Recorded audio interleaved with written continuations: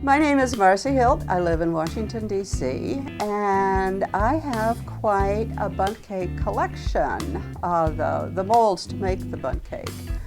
And this all started a number of years ago. I believe it was when the fellow who invented the bundt cake molds died. And there was a big story in the papers about him dying and a couple of bundt cake recipes. Now, I had a really cheesy bundt cake pan, and looking at this article and looking through it, I realized that I needed some real bundt cake pans.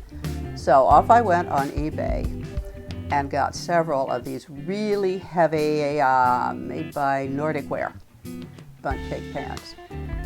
And I got a bundt cake book, and I started making bundt cakes, and they were absolutely wonderful.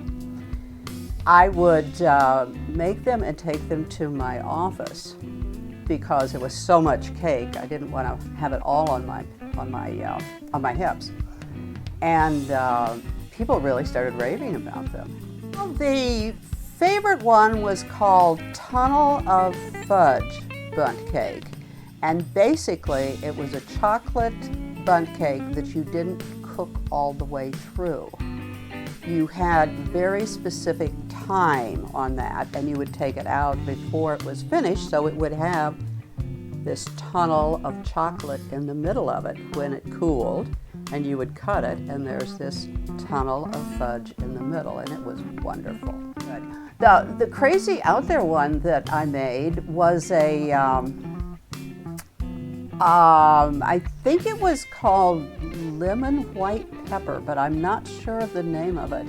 But it had a lot of white pepper in it, so it had a kick to it.